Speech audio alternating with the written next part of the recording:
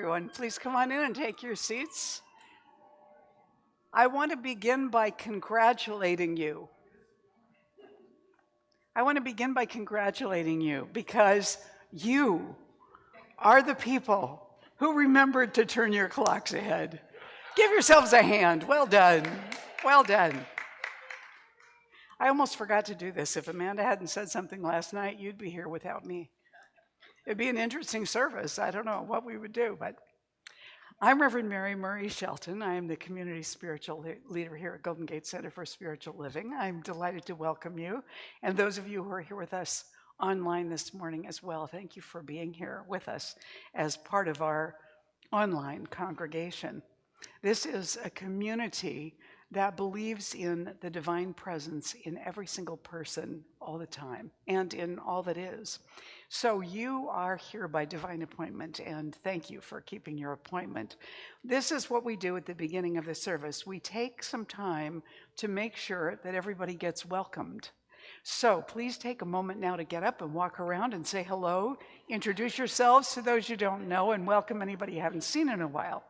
And for those of you online, please go ahead now and give yourself another cup of coffee and a big hug, and know that we'll be right back to sing in just a moment.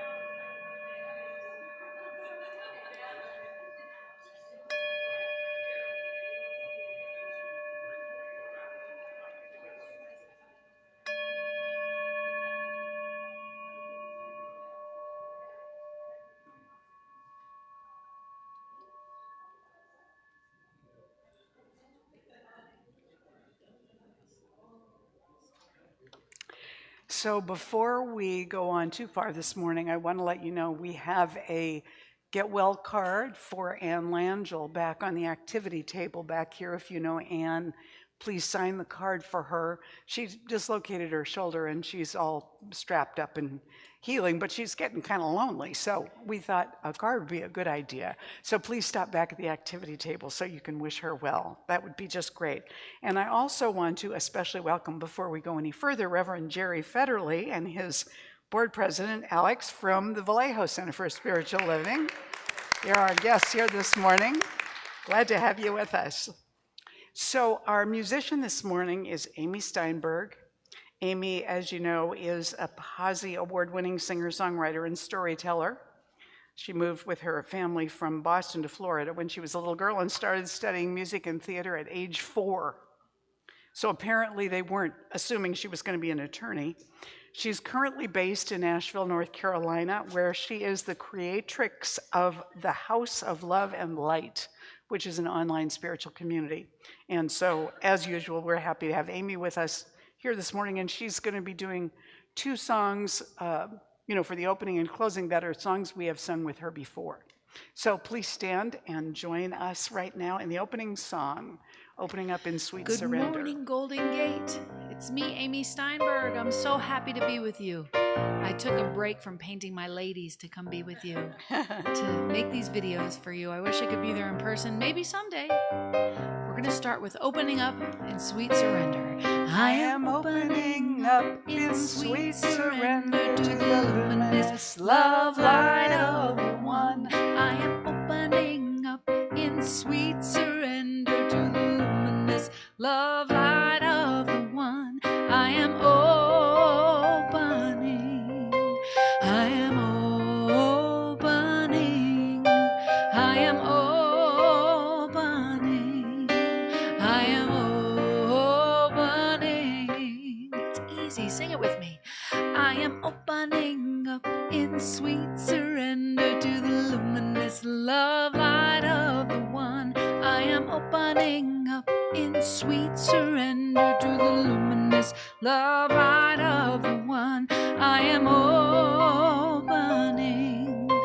I am opening. I am opening. I am opening. Let's do it one more time with a clap. I am opening up in sweet surrender to the luminous love light of the one. I am opening up in sweet surrender to the luminous love light of the one. I am opening. I am opening. I am opening. I am opening.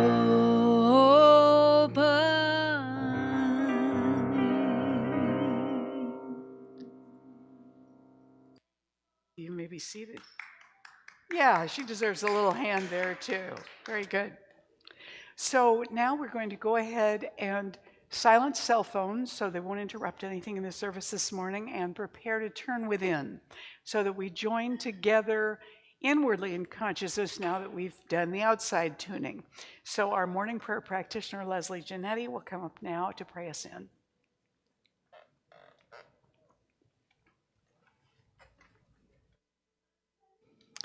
So let us all turn within to our sacred center. This is the center of the universe. It is the center of the rhythm of life itself, as I recognize one life and one power as the magnificent all in all. That this one is the only power that keeps the planets in their orbit, and the only power that beats the heart within all of humanity. I know that it's the life within me. It is the life within my soul and my body temple. And as this is true for me, this is true for everyone. Each one is a unique, individualized expression of the one infinite life. That each one is a vessel for the wholeness of the power and the presence and the light of the infinite. So I speak my word, and I claim an opening in consciousness now for today's service, for the wisdom of the stillness. The stillness speaks to each one through intuition. It is the power within every word that Reverend Mary speaks today. It is the power between the words. It is the power of every thought. It is the vitalizing energy of life itself, and it is omnipresent. It is always inspiring more life and more good. It is the power of the law of attraction. And in today's service, the stillness speaks to each one in truth, in consciousness, and in heart and in mind. As each one listens quietly within, a revelation of truth unfolds and unfolds eternally. So I celebrate the life within each one, which always demonstrates as light and love in every place and in every plane, and especially in today's service. And I give thanks for what will be revealed to each one in advance as I release my word now to the law of mind, which embraces my word into itself for a manifestation of the greater good, and so it is.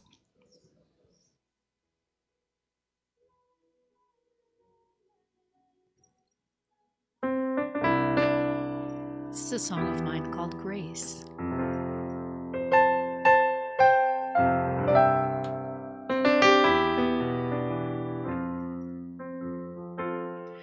When the shadows fall all around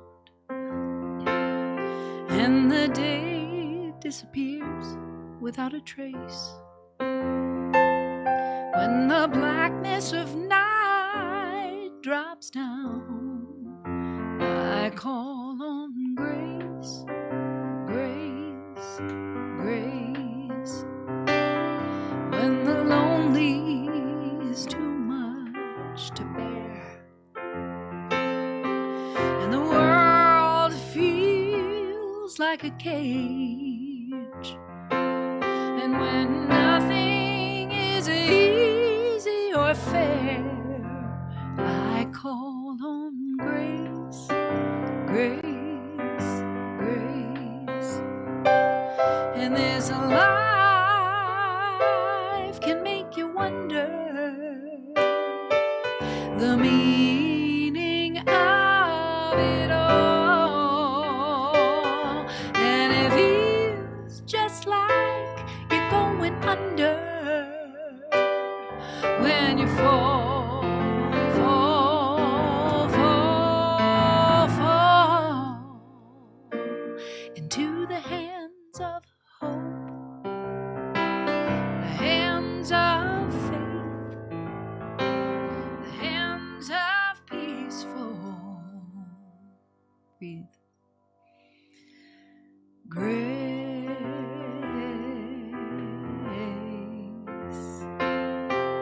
grace,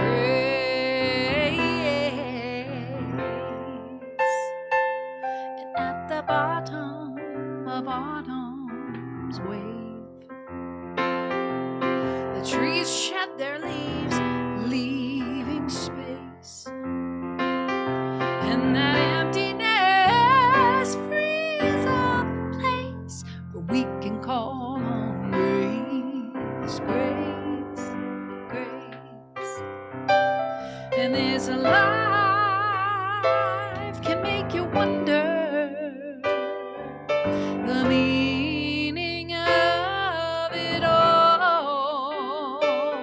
And it feels just like you're going under when you fall, fall, fall, fall into the hands of hope, the hands of faith, the hands of peaceful grace,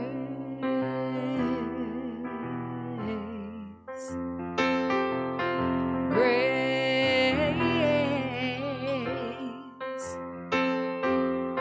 grace.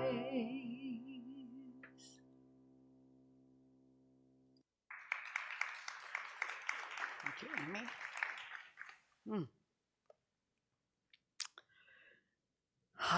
So this is the year of rising higher and growing deeper in our roots and our root extensions. You know, in the plant world, the roots of one plant don't necessarily tidally stay in their neighborhood. There are many, many plants on the planet whose whole reason for being is they're interweaving with the roots of other plants and sharing of nutrients. There's a vast communication going on under the surface of the dirt that we look at that's around us in the world.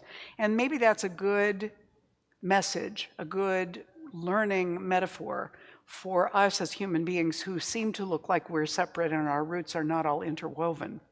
If you look into our DNA, though, you'll see that our roots are very interwoven, that we carry parts of each other. And we know from physical sciences that as we breathe in and out, we're exchanging molecules all the time. We're carrying molecules that belong now to everybody in the room, and they're carrying ours. And whatever we brought in with us from wherever we've been, those molecules are also getting shared. And also because matter isn't created or destroyed, it just transforms in form, we're actually also carrying molecules in our body that belong to Jesus or Siddhartha Gautama or other great and amazing leaders, as well as serial killers and crazy people who did a lot of damage. We're carrying all of them. We are a microcosm of the whole human race and its history, right where we are. And not only that, we are made from the infinite. So all of us are all of that all the time too, even though we can't grasp that because our brains would have to be as big as the universe for us to do that. So each one of us is reflecting the whole, all of humanity and all of God in this very moment. So in this room, there's nothing missing. Everything that has ever been, everyone that has ever been, all the consciousness that has ever occurred, all the enlightenment that people have experienced is in us already. And we're building on that in some fashion. Maybe we're not as conscious as some of these other folks were in our manifestation right now, but the presence of all of that is within us. So this month, we're talking about cultivating peace in the midst of change, cultivating peace during change. Now, the truth is that's always what we're doing because everything is constantly changing. So it's not that there's anything new. It's just that our attention is riveted on the world changes that are taking place and the places where that seems to all be about division and chaos. So we want to embrace and embody an experience of inner peace in the midst of that. When St. Paul said, be of the world, be in the world, but not of it, he was basically saying, don't buy into all of that. Judge not according to appearances, judge righteous judgment. Jesus said, well, what does that mean? I think of the word righteous as meaning right use. So what is the right use of judgment or discernment? Perhaps it is to notice, to not deny, to acknowledge, but also to go beyond the appearance, to know that there is more, and to tune ourselves to look for the more, even though it's not the most prevalent thing showing itself to us. This is making sense what I'm saying so far? And one of the things that we want to cultivate then in that experience is the experience of stillness.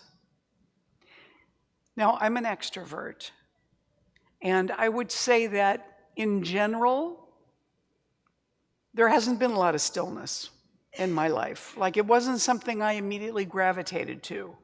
I immediately gravitated to interaction, social experiences, community, doing stuff, right? And yet, what I know as a minister and what I've experienced on occasion in my life is the tremendous value of stillness. And in the Western world, like in our culture, where the majority of people are extroverts, noise is kind of the norm. Sound is the norm. I grew up in the television generation. My mother always had the television on because it made her feel like she had company, like there was somebody there all the time. So for companionship, maybe that made sense. But at the same time, the question is, what happens if we never have that stillness that we need? Because our bodies actually thrive on it. A Buddhist phoned a local monastery and asked for the monk, or he asked the monk who answered the telephone, can you come and do a house blessing for me? The monk said, no, I'm sorry, I'm busy. The fellow said, well, what are you doing? Can I come and help you? He said, no, I'm doing nothing. Doing nothing is a monk's core business, and you can't help me with that. So the next day, the fellow called back again. Can you please come to my house to do a blessing? I'm sorry, the monk said, I'm busy. What are you doing? I'm doing nothing, replied the monk. But that's what you were doing yesterday, said the Buddhist. Correct. I'm not finished yet. Stillness, prioritizing stillness. Somehow or other, and I don't think I'm alone in this, I grew up with the idea that unless I was doing something, that I was wasting time. I needed to be doing something productive. I could be reading or something, that was fine, but I had chores to do, and I needed to be occupied doing something. Just sitting and staring into space was not considered a worthwhile use of my time. And yet, as a kid, I can remember going outdoors during the times when I wasn't in school, going outdoors and just watching the clouds, just thinking about what they felt like and the differences in how they looked, and if some of them had shapes, and if I could think them into or out of being, and why rain clouds, because I grew up in Seattle, why rain clouds were so different in color than the other clouds. I can remember sitting on a hillside and watching a whole row of trees. I can't remember what kind they were now, but they're not cypress trees, but they're shaped like that, but they have leaves. And watching the leaves turn from green to silver kind of as they moved in the sunlight, just noticing. The things that we notice when we're children and we're just observing the world give us a lot of information about the world and how it works and how it interacts. And we don't always make the right assumptions about why it does that, but we have the time to be with it, to be present, actually to disappear into the experience because we're paying such attention to what's around us. Can you remember doing things like this? Whether it's digging up rocks or looking at bugs or examining butterflies or whatever it is. It's those times that are still. Leon Brown said, the answers you seek never come when the mind is busy. They come when the mind is still. A couple days ago, for some reason, Amanda and I were discussing these singing groups, women's singing groups that used to be in existence a long time ago, the Andrews sisters, the Lennon sisters, and there were a group of sisters in between those two, and I could not for the life of me remember their name. But I said to Amanda, I'll remember this in the middle of the night tonight. The next day, I was making coffee, and I was, for some reason, thinking, oh, I was wondering about that yesterday. Immediately popped into my head, the McGuire sisters. I don't know why we were talking about them. I have no idea why we were talking about them at the time, but I wasn't efforting that time when I thought of it. And what it reminded me of is that all that time, from the moment I said to her, well, I'll remember it in the middle of the night tonight, and let it go, until that moment when I focused on it again and it was there, my subconscious mind had been looking for that piece of information for me. Without my awareness, without my effort, just by letting it go and not worrying about it at all anymore, it came into my mind. And I walked into the bedroom where Amanda was watching something on television, and I said, the McGuire sisters, and she went, that's it. Totally different time, not having the same conversation, but she knew what I was referring to. Yeah, we went right back to that moment. It's when we let go and we're not struggling over things that they come back to us, because we let the part of our mind that knows how to do that search go and do it for us. It's like we called information, please. Remember when we used to call information, ask questions about things? So that coming into letting go is kind of that place of stepping into stillness, or at least letting go of efforting. When are we truly still? Are we really ever truly still? So now, what I'd like you to do in this moment is listen.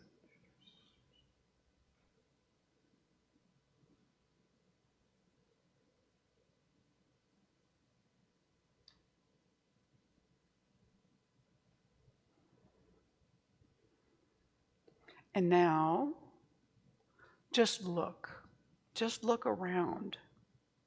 See if you can find something you have not noticed before on this day.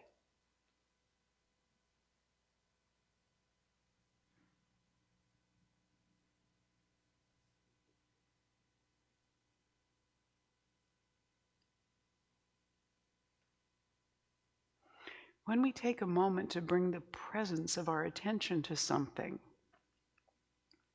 that's stillness.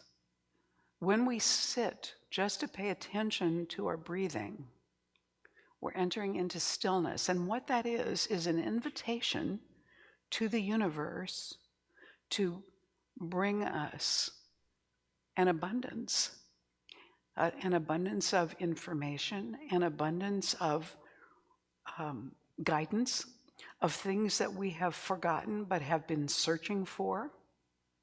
And it's in that quiet that those things can begin to present themselves to us gently. When we're so busy, it's very hard to get our attention. Pain will do it. So if we really need to have the attention, the universe really needs to have our attention, it, will always gently try to get our attention at the beginning. But if we're still not paying attention, if we're still not listening, then the universe taps a little harder and turns up the volume just a little bit. And if we continue to not be paying attention, the universe will get louder and it'll push us around a little bit. And if we've been ignoring it for over and over and over again, if our practice is to ignore it, we shouldn't be surprised when the bricks fall out of the sky, is usually what I say. Because the universe supports us. And if it needs to get our attention to bring something to our awareness that isn't working, or that is a direction that we need to go, God bless us, the universe is persistent. And this is a true advantage to us. Carol Tuttle said, peace is always right here. You just have to create the space for it. Peace is certainly something that we're wanting more of in our world because there's lots of stuff vying for our attention. And most of it is saying to us, oh, it's terrible. Oh, it's awful. These people are doing this. Those people are doing that. This is terrible. Be afraid. Be very afraid. That's kind of the message. Why? Because that message galvanizes attention. Now, it may be that there are things that need attention. I think there probably are.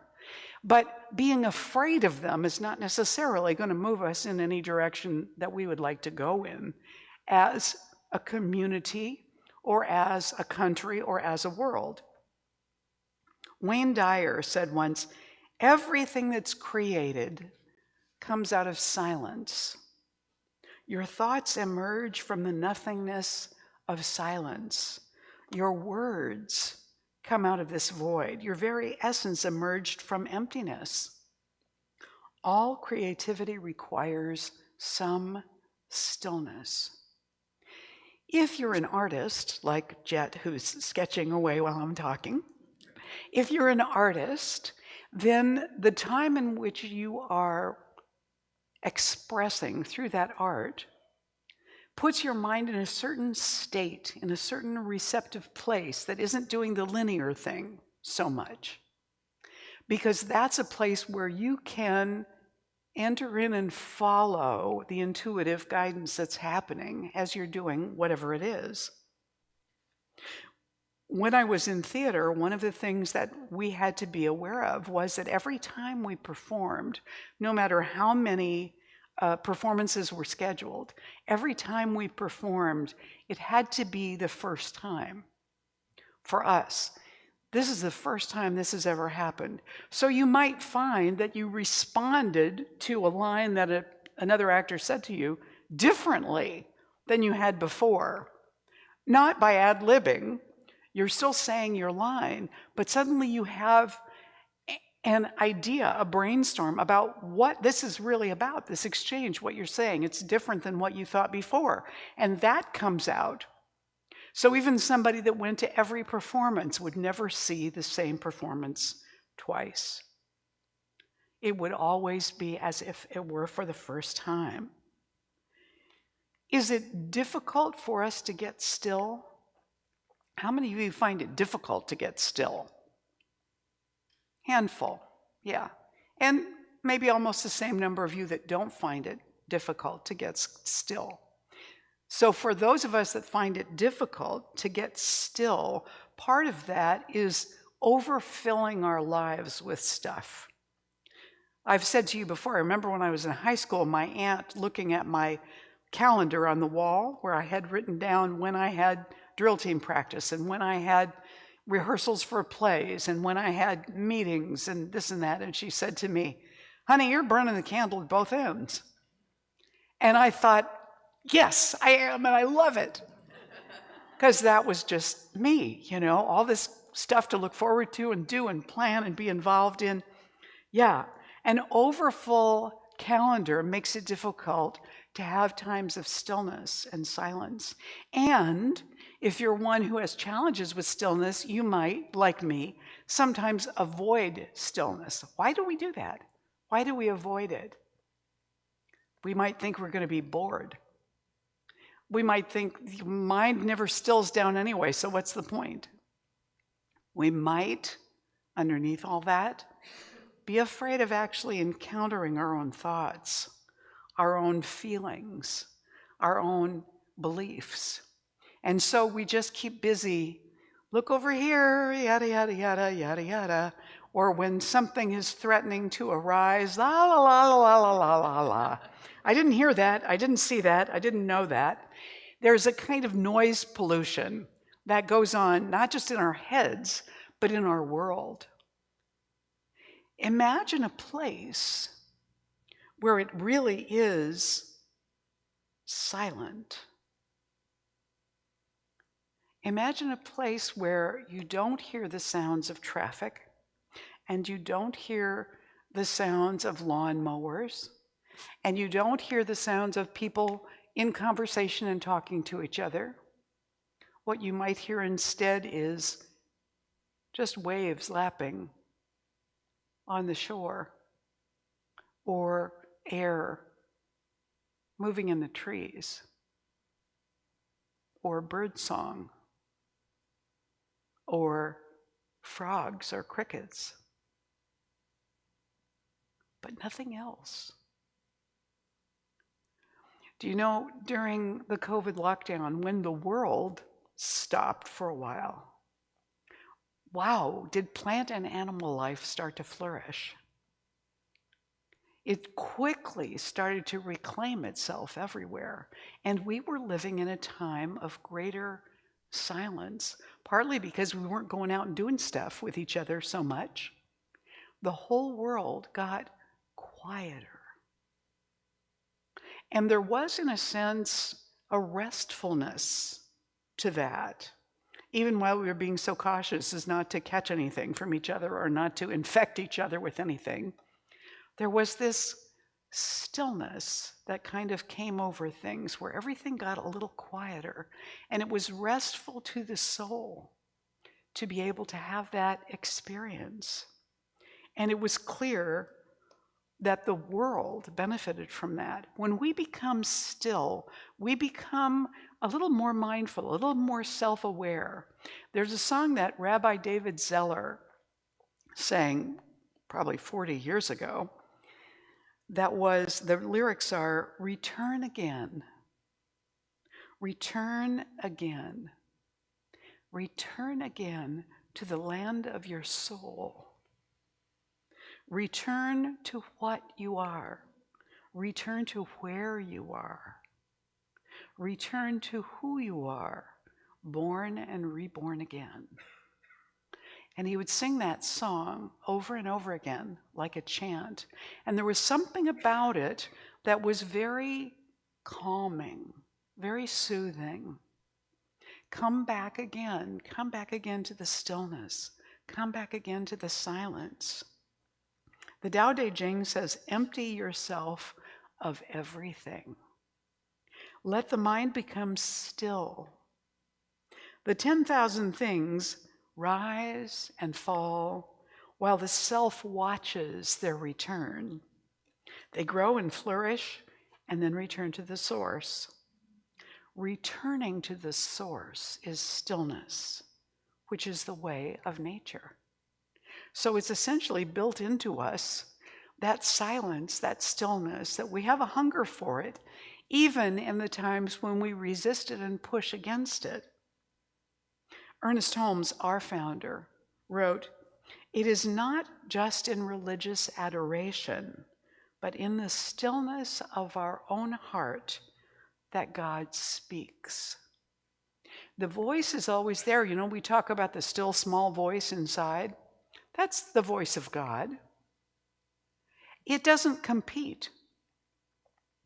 It doesn't compete with football games. It doesn't compete with political discussions. It doesn't compete with arguments about principles and practices. It waits. When we get quiet, we might find that's been speaking to us all along.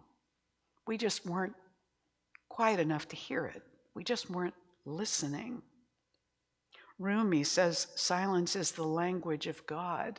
All else is poor translation. I think I hang out, and most of us do, hang out a lot in that poor translation instead of going directly to the communication that's right there for us. So when we get quiet, we become more self-reflective. We become more aware of our own shortcomings, maybe, and that might be what makes us uncomfortable. But also, the deeper we go into that, the more we become aware of the true essence of what we are, of how our gifts and abilities are that grace that Amy was singing about, that we carry those with us. And they not only enrich our own lives, they enrich the world. I think about when my son was 5. Luke was, like me, a very talkative person. My mother said once that I learned to speak at 13 months and I never stopped. She was an introvert. My son is an extrovert like me, and from the time he could talk, he always had things to say. One day, I picked him up from daycare when he was 5, and I had had a really hard day. And we were in Seattle, we were driving home, and our drive was going to be about a half an hour long. And I just thought, please let him stop. Just let him stop talking. So I said to him, Luke, do you think that you could be quiet for 5 minutes? Just give me 5 minutes to kind of regroup. And he said, okay. And then he said, how many seconds is 5 minutes? And I said, 300. He said, okay. 1, 2, 3, 4. And he counted to 300. It was as much quiet as I was going to get, but I just thought, isn't that just perfect? Of course, he's going to count out 300 seconds out loud, just whispering. Yeah, that was the quiet I was going to get that particular day. In Psalms 46, it says, God is our refuge and our strength, an ever-present help in trouble. Therefore, we will not fear, though the earth give way and the mountains fall into the heart of the sea, though the waters roar and foam and the mountains quake with their surging. He says, be still and know that I am God. This is certainly a time in our world when we need to be still and know the highest truth. It's not enough for us as religious scientists to be immersed in the world and be in it and of it and tangled up in it and totally mesmerized and hypnotized by it and convinced that it is the whole truth. And therefore anything else is just BS, excuse the acronym. If we are people of faith at all, then this is the time, as we are alive now, this is the time to remember that God is God, not the conditions. I mean, God is the conditions too, but you know what I mean. God isn't limited to those conditions. That's just what we human beings are manifesting right now. Okay, great. So, what else is possible here? Do you know the beginning of creating something different or shifting gears has to come out of the place where we are not entangled in the conditions and appearances and circumstances. Because from there, anybody ever try to get out your Christmas lights and find that they have turned themselves into this You put them away in order, right? But this mess in the year that you've been gone has turned into a giant lump.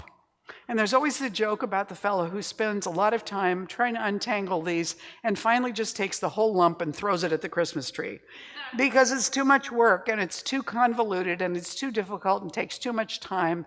And who wants to waste time on that anyway?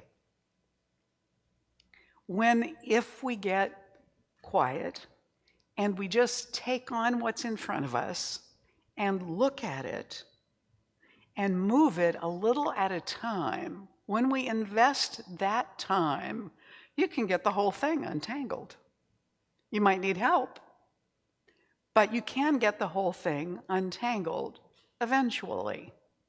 So, in order to begin anything with our world, we have to start where we are and be patient and take it slow and untangle ourselves from what's right in front of us. We don't have the job of untangling the world, fortunately. We have the job of untangling the tangle that we're experiencing. The untangling is ours to do right here, in our own thinking, in our own feeling, in our own relationships, in our own beliefs. If we don't start there, how can we expect anybody in any position of authority to do that? They're just like us. If we can't even be bothered with ours, how do we expect them to be bothered with larger tangles that have been entrusted to them? Yeah? Have some compassion there for them. Eckhart Tolle says, in the stillness of your presence, you can feel your own formless and timeless reality. In the stillness of your presence, you can feel your own formless and timeless reality as the unmanifested life that animates your physical form. Take a moment now and just be aware of your physical energy, that animating awareness. Just feel that.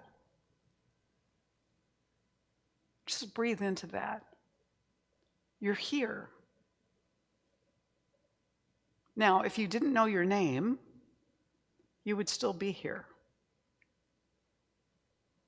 If you didn't know your age or your race or your role in life, you could still be here. You could still be aware of this. You could still be present. You would still be here. But without those trappings of appearances, he goes on to say, you can then feel the same life deep within every other human and every other creature. You look beyond the veil of form and separation. This is the realization of oneness. This is love. And he says, to know yourself as the being underneath the thinker, the stillness underneath the mental noise, the love and joy underneath the pain, is freedom, salvation, enlightenment. So what we're moving into then, hopefully, is a recognition of the power, the tremendous power of silence. There is a 2006 study from the University of Pavia, I'm not sure where that is, on music that unexpectedly revealed how much the body and the brain appreciate silence. The researchers were investigating how all different types of music affected physical markers of stress, including blood pressure, heart rate, and breathing frequency. A 2-minute silence was randomly inserted between the tracks of these different kinds of music as a control measure. Kind of like if you're wine tasting, you might have a bite of bread or something between tasting different kinds of wine to clear the palate. So this 2 minutes of silence was like a clearing of the hearing, yeah? 2 minutes of silence as a control measure, but it turned out that listening to this silence elicited the lowest readings of all on their stress measurements. This relaxation effect was even greater than that seen at the end of 5 minutes of quiet rest prior to the study beginning, the authors wrote. Spending time in silence through meditation, prayer, or going solo in the wilderness has been integral in spiritual and religious practices for millennia. A path to self-discipline, knowledge, and self-actualization, and a way to get closer to the God or gods you choose to worship. The fact that it arose as a central feature across different continents and eras speaks to its importance, says Gordon Hempton, an acoustic ecologist and campaigner for the preservation of quiet places. Silence is not the absence of something, but the presence of everything, he says. Silence is the presence of everything. What that says to me is that in the silence, in the stillness, are the answers to the questions that we have and the solutions that we're seeking. And so I want to conclude this morning then with an excerpt from this writing from John O'Donohue, For One Who Holds Power. He says, "In your heart, may there be a sanctuary for the stillness where clarity is born. May your work be infused with passion and creativity and have the wisdom to balance compassion and challenge. May your soul find the graciousness to rise above the fester of small mediocrities. May your power never become a shell wherein your heart would silently atrophy. May you welcome your own vulnerability as the ground where healing and truth join. May integrity of the soul be your first ideal, the source that will guide and bless your work."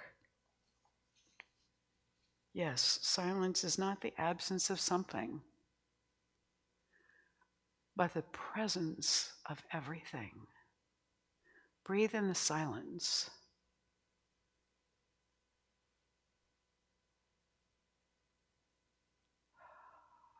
All there is in that breath. Namaste. Thank you. Thank you. So, let's anchor this in prayer as we turn within together. I know there is only one presence, and it is all in all, everything in everything, the full, complete, unlimited presence of God. It is right where I stand. It is never separated from me. This is not only true of me, it's true of every soul in this room, of everyone that sees or hears this recording. The presence is fully present and fully alive right there, right here, right now.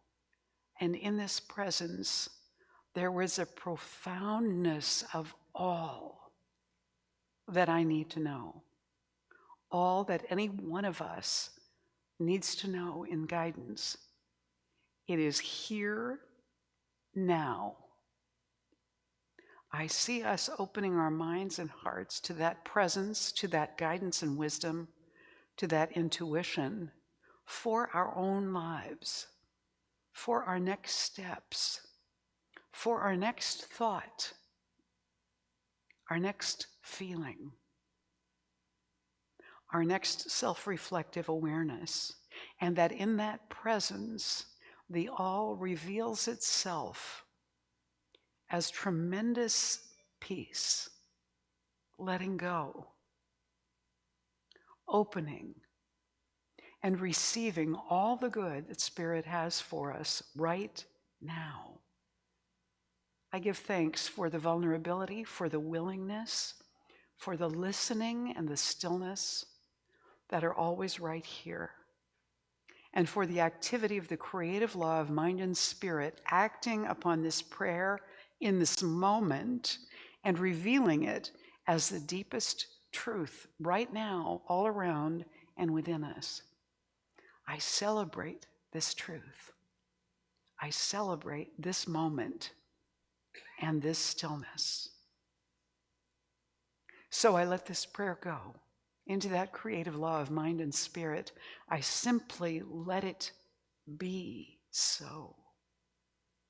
And together we say, and so it is. Yes. Please stand and join me for the morning affirmation. Together. I come from the eternal stillness. Quietness and confidence are mine. All planning and ideas can wait. My mind is quiet, calm, and deeply still now. My body rests in the still silence of spirit, and so it is. You may be seated.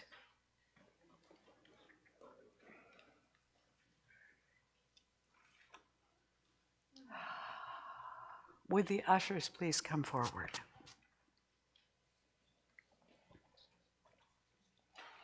For those of you who are online, any of you who would like to make a donation to Golden Gate Center for Spiritual Living this morning can feel free to do so by texting the dollar amount you want to give to the number on the screen, and then just follow the directions. For those of us in the room, many of us tithe automatically, but for all those gifts that are in the room with us, and for all the tithes that have been sent in and all the good that Golden Gate has received this week, we place our hands over our heart. You can hold your gift there if you're giving your gift today. And we bless these offerings and those that have been given with our offering blessing together right now as we say, this gift I give is God in action. I now send it forth to bless and to prosper. I know that everywhere it goes, it is creating a world living in love, one heart and one thought at a time. And so it is. It's so good to recognize how rich we are right now in this beautiful moment. So rich, so rich, so rich, so rich, so rich, so rich we are. So rich, so rich, so rich, so rich, so rich, so rich we are. So rich. Sing it with me. So rich, so rich, so rich, so rich, so rich, so rich we are. So rich, so rich, so rich, so rich, so rich, so rich we are. So rich. Dripping in joy, dripping in peace, dripping in love, we have everything we need. Driven in joy, driven in peace, driven in love, we have everything we need, you see, because we are so rich.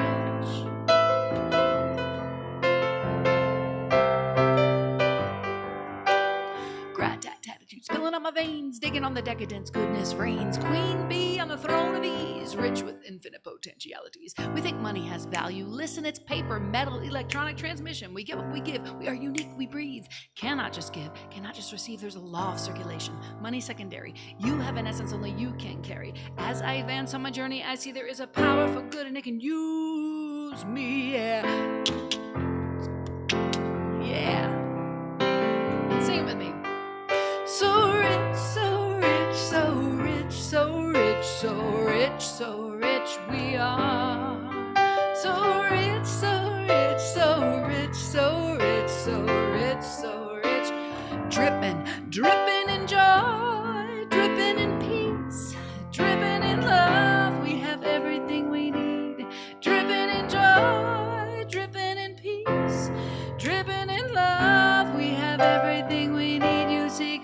are so. Turn to somebody and say, I am so rich.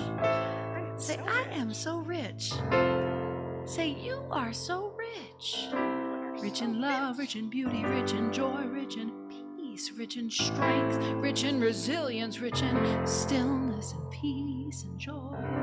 Whoa, whoa, so rich. Ooh.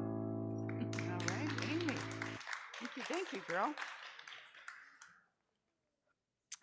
So on behalf of Golden Gate Center for Spiritual Living, we do, all of us here, accept this offering, and we send it out into the world to seed more stillness. And so it is. So it is.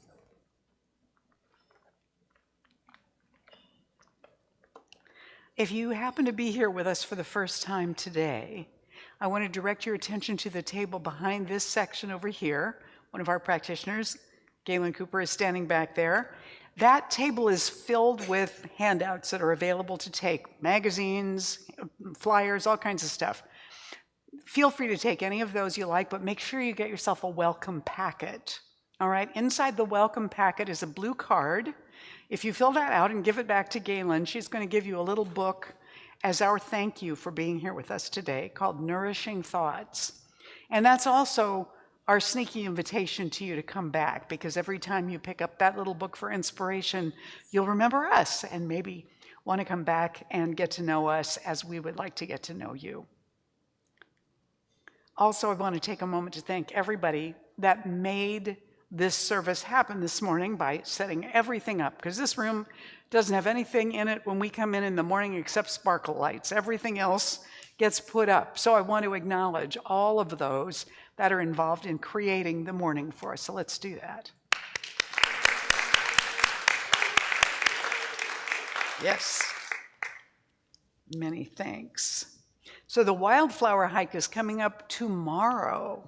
And for those of you that would like to participate on that hike and have not yet done so, please text Steve Einhaus. His number is up here. Deborah is out of town, so don't text Deborah. Text Steve Einhaus, give him your name, let him know that you're intending to come. They don't want to leave without you, so if you do RSVP, be sure you show up, all right?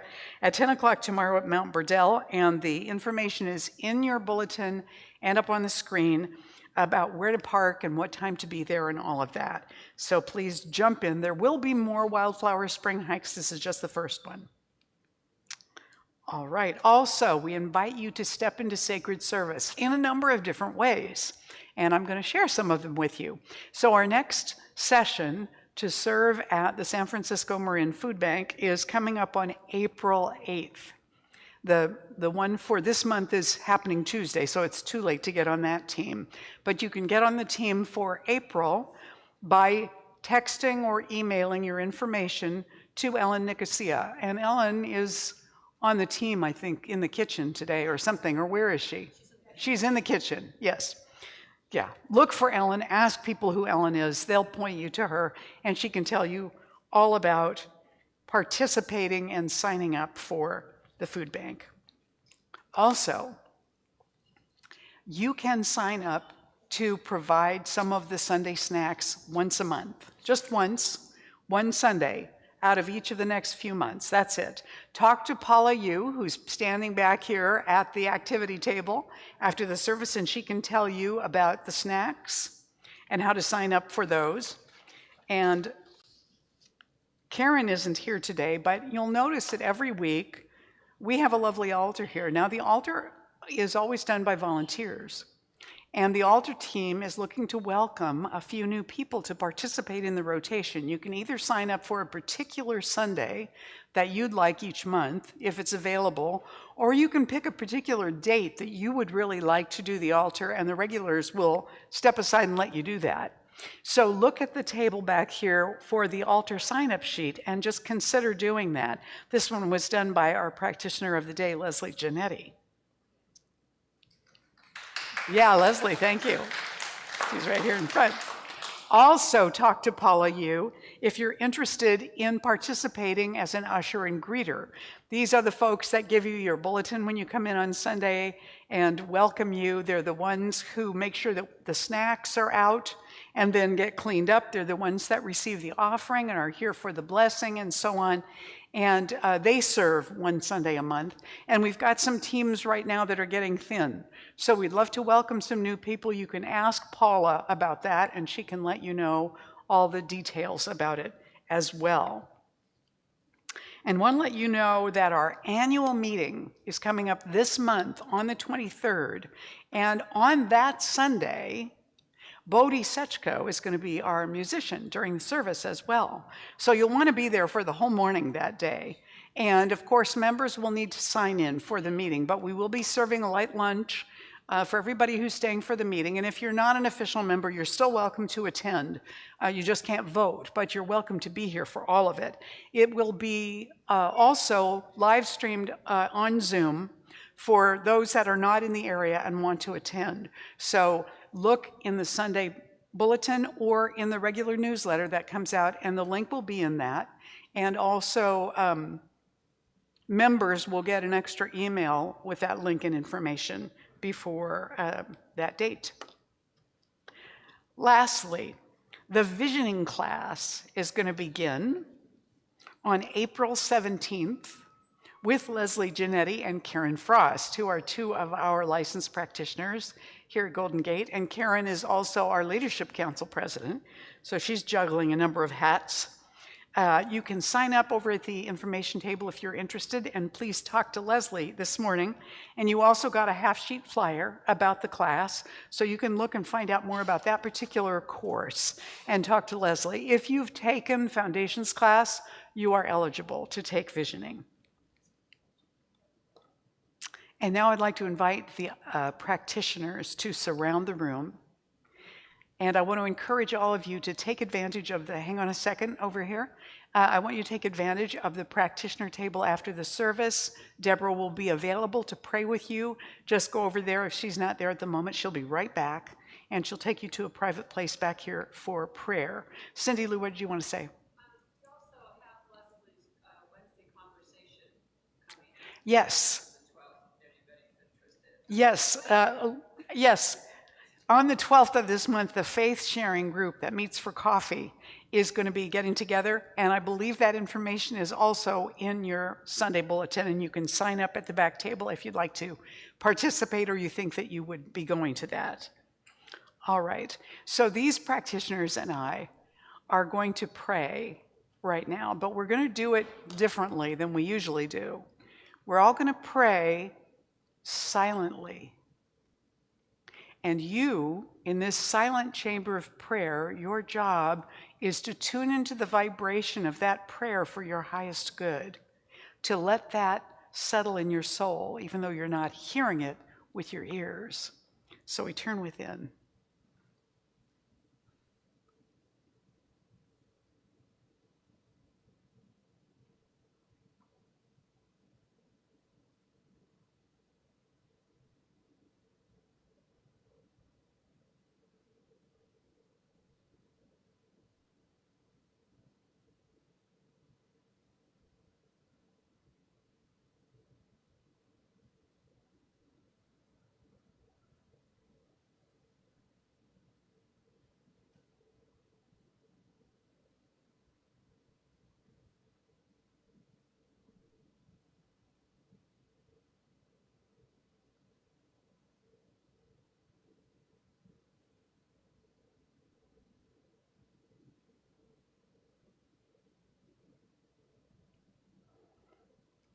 And so it is.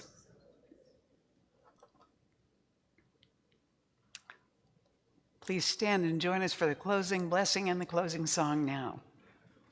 As we say together, I know a walk so that whoever walks beside me dwells in the presence of God, and whoever places a hand in mine is lifted, and whoever thinks of me is illumined with God consciousness. For Spirit and all people and I are one eternally, and so it is. Oh, I know we need this. Thank you so much for having me, Golden Gate. Come on. I release and I let go. I let the Spirit run my life, and my heart is open wide. Yes, I'm only here for God. No more struggle, no more strife.